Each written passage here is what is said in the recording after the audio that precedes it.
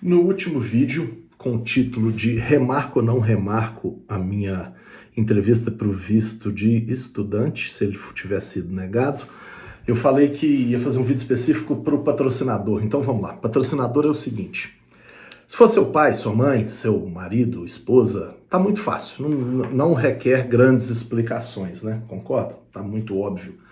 Agora, às vezes, o patrocinador é um tio de consideração. Eu mesmo tenho tios que não são de sangue e são mais tios que vários dos meus tios de sangue. Eu acredito que muita gente que está aí me vendo tem a mesma situação. Isso é comum no Brasil. Acho que é comum no mundo inteiro. Então, o oficial, isso é uma red flag. Isso é algo que vai chamar a atenção dele e vai requerer uma explicação. Ele vai olhar lá e ver, ó, o sobrenome não tem nada a ver, é completamente diferente. Por que que A está patrocinando o B? Você tem que estar preparado para explicar isso com coerência, com um documento e assim. O que é que eu faria? Vamos supor que fosse o meu exemplo da minha tia. Essa tia minha, ela veio fugida na Segunda Guerra Mundial da Romênia. Primeiro foi para a Colômbia, depois foi para o Brasil, vendeu flor para minha mãe quando meus pais, né, quando eles casaram. Então, realmente eu já nasci chamando ela de tia. E o sobrenome dela é completamente diferente. Meu sobrenome é italiano, o dela é do leste europeu. E vamos supor que eu tivesse lá, como é que eu ia contar esse caso? Eu ia levar umas duas fotos, uma minha pequenininha com ela e uma mais recente.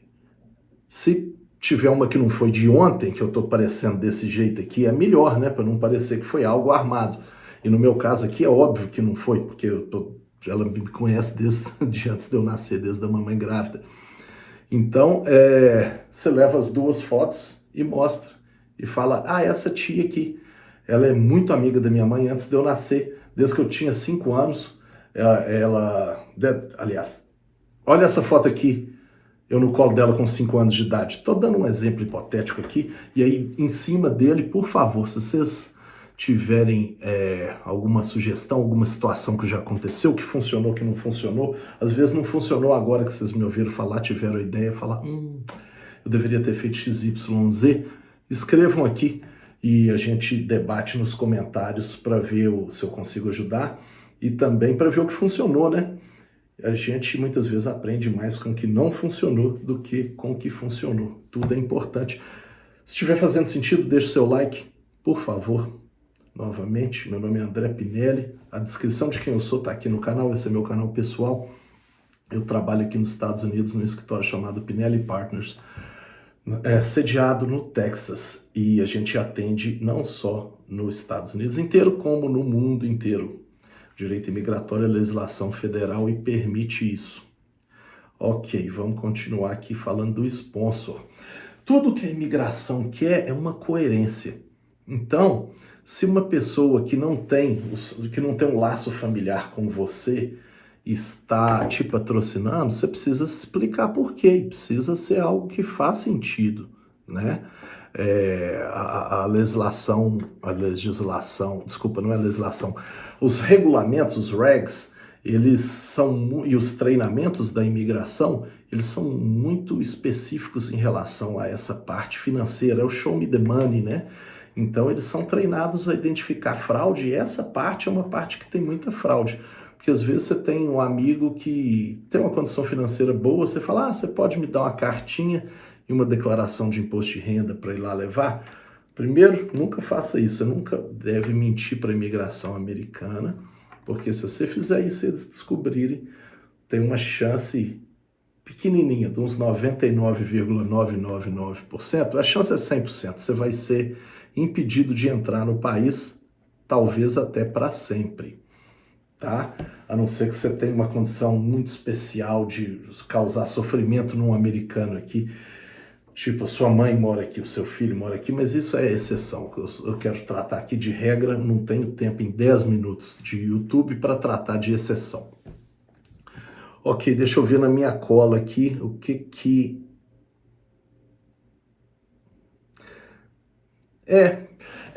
O patrocinador, vamos lá.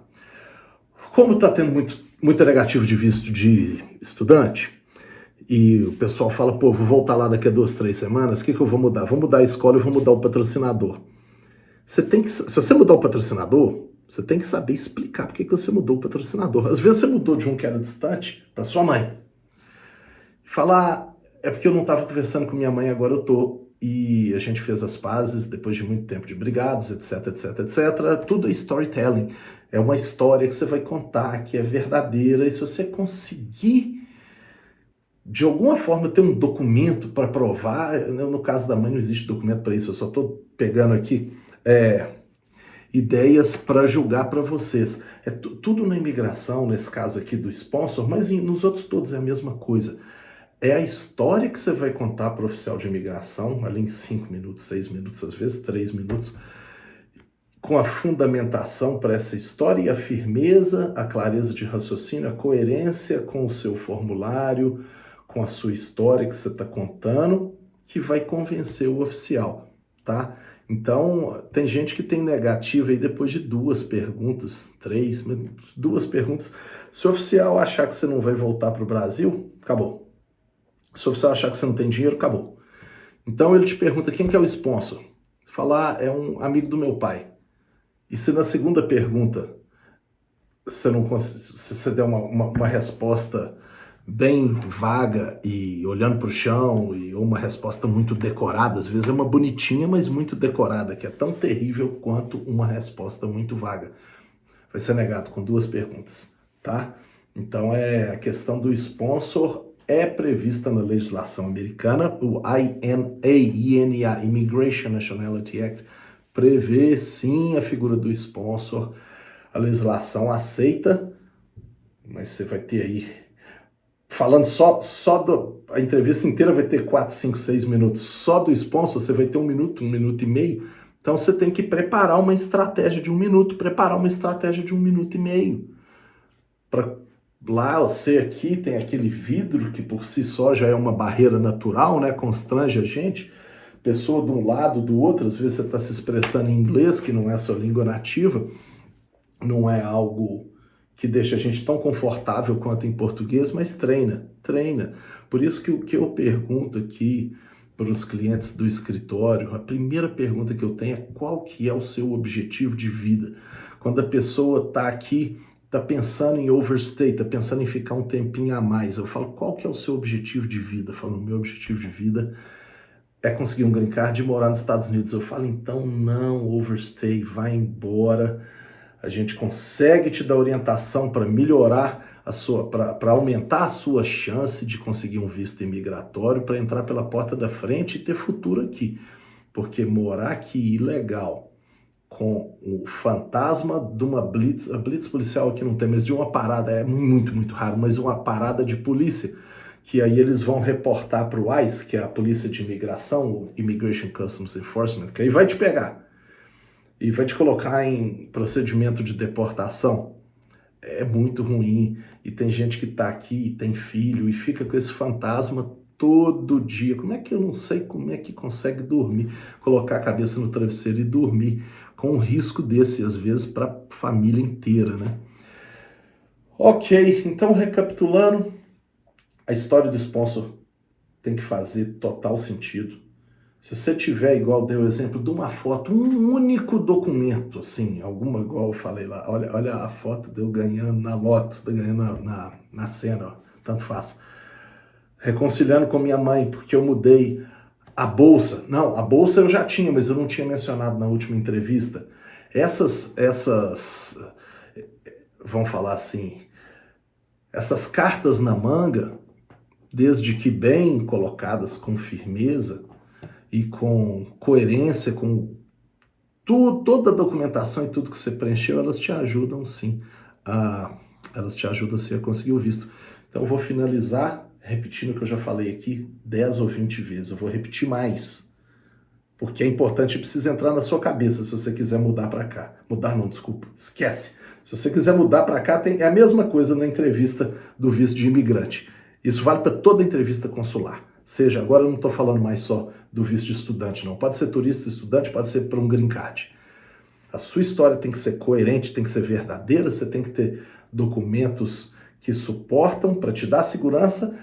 Na sua estratégia, se for uma entrevista rapidinha em consulado de 2, 3, 5 minutos, você tem que ter um documento, aquele mais importante, que vai provar o que eu disse que é fundamental: laços com o Brasil, laço social, laço familiar, laço profissional, e que vai provar que você vai voltar. Você tem uma casa em construção. Você vem ficar aqui 3 meses estudando inglês. Fala, não, o meu primo que é o construtor, ele é muito bom, confio nele. E às vezes nem precisa de entrar nesse detalhe. Você fala, essa casa aqui é minha no condomínio em construção, é sonho meu, da minha esposa. Sai do centro da cidade e morar meia hora da cidade. Está aqui a construção da casa, está aqui a matrícula. Mas na foto ali da você na construção, provavelmente isso já mata a questão. Como eu disse, eu sou advogado no Brasil há 25 anos, então eu estou acostumado com a cabeça de julgador. O adjudicador, no processo de concessão de um visto, ele é a figura de um juiz administrativo. Então, o cara adora foto, é óbvio. Imagina você lidando com papel o dia inteiro e de repente chega uma foto que te ajuda a analisar um caso. Você não vai gostar, não? É óbvio que vai, a gente é humano. Essas coisas atraem, a gente facilita a nossa vida, a gente gosta de tudo que facilita a nossa vida e a gente também é muito visual, né? Então você vai ver um negócio ali, tem que ser verdadeiro, tem que ter coerência e você tem que contar a história por trás da foto bem e rapidíssimo. Vai te ajudar.